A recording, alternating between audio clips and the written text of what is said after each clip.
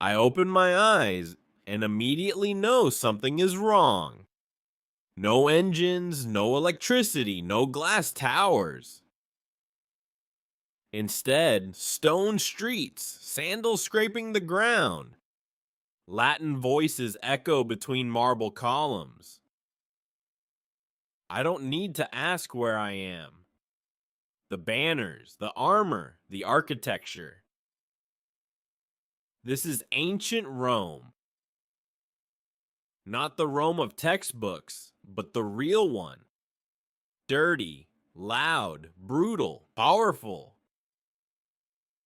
And here's the terrifying part.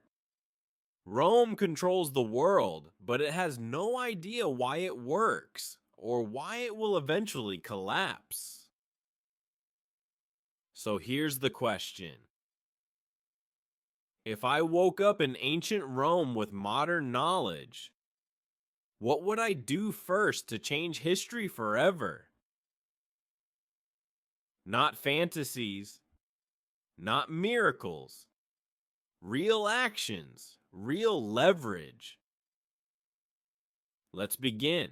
Rome looks powerful, but beneath the marble, it's fragile. Yeah, most Romans believe disease comes from gods. They don't understand germs. They don't understand sanitation. They don't understand systems, only tradition. Their armies are strong. Their engineers are brilliant. But progress here is accidental, not intentional. Rome doesn't fall because of one invasion. It falls because it never fixes its internal weaknesses. And that's exactly where I would start. Not with politics, not with power, with health. My first move in ancient Rome wouldn't involve power, politics, or armies. It would involve something far more dangerous to an empire. Health. Rome looks advanced. Aqueducts, public baths, sewers. But this is an illusion. Clean water flows next to waste. People bathe, then drink from contaminated sources. Doctors move from corpse to patient without washing their hands. Rome is unintentionally killing itself. So I wouldn't start with speeches. I would start with demonstrations. I'd show that water which looks clean can still make people sick. Boil it, and suddenly people stop dying. I'd show that wounds treated with clean hands and heated tools heal faster. That honey prevents rot. That infection spreads from one soldier to another, not from angry gods. I wouldn't explain bacteria. I wouldn't fight beliefs. I'd let results do the work. 2 patients, same injury, different treatment. Rome understands outcomes. Once generals realize fewer soldiers die from infection than from battle.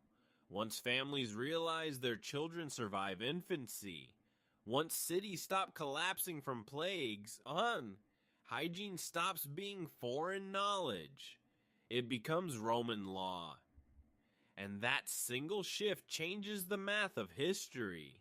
And an empire that stops bleeding internally can expand without tearing itself apart. Rome thinks power comes from conquest. It doesn't. Power comes from logistics. I would focus on food distribution, storage, and spoilage prevention. Grain rots. Supply lines break. Cities starve while provinces overflow. With simple storage rules, dryness, airflow, rotation, Rome could stabilize its population permanently. No famine riots, no desperate revolts.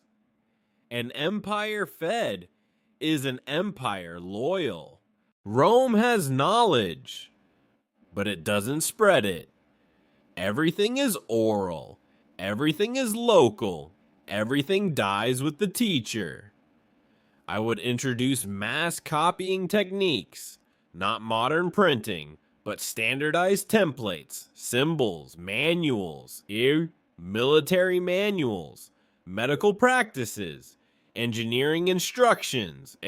Once knowledge stops being local, Rome evolves faster than any empire before it. Ideas travel faster than legions. Rome doesn't fall because it's weak. It falls because it rots. Power concentrates. Generals buy loyalty. Officials steal from the system they swear to protect. Civil wars don't destroy Rome overnight. They exhaust it slowly. So I wouldn't try to overthrow Roman politics. That would get me killed. Instead, I would do something far more effective. I would slow the corruption. Rome already respects law, records, and bureaucracy. It just fails to enforce transparency. I'd introduce clear public accounting. Grain in, grain out. Taxes collected, taxes spent. Written, displayed, audited. Not democracy, structure. Next rotation of authority. No governor holds power too long. No general controls the same legions indefinitely. This doesn't remove ambition. It prevents it from becoming cancer. And here's the key insight. Rome collapses not because people are evil, but because systems allow abuse without consequences. Fix the system, and behavior changes automatically. If corruption slows even slightly, Rome gains decades of stability. If civil wars become rarer, Rome survives centuries longer. Empires don't need perfect rulers. They need systems that survive bad ones. Rome's greatest strength is also its greatest weakness. Slave labor. Slaves build roads. Slaves mine stone.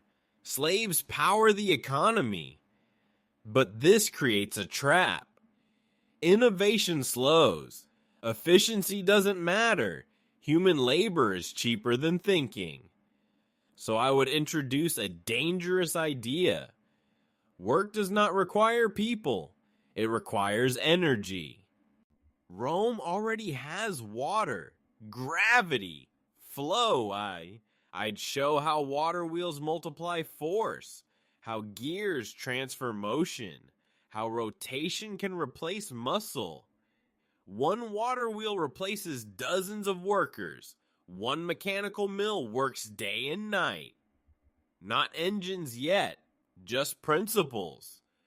Once Roman engineers understand this, something irreversible happens. Machines become desirable. Efficiency becomes valuable. Innovation becomes profitable. And with that, Rome stops depending entirely on human suffering to function. An empire that runs on mechanics doesn't fear revolts the same way, doesn't fear labor shortages, doesn't stagnate.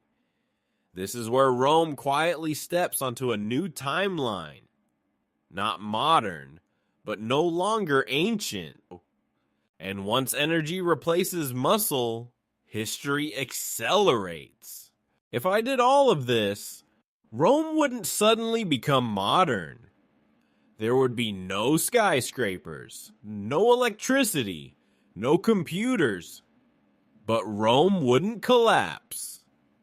There would be no sudden dark ages, no cultural reset, no centuries of lost knowledge. Instead, history would slow down and stabilize.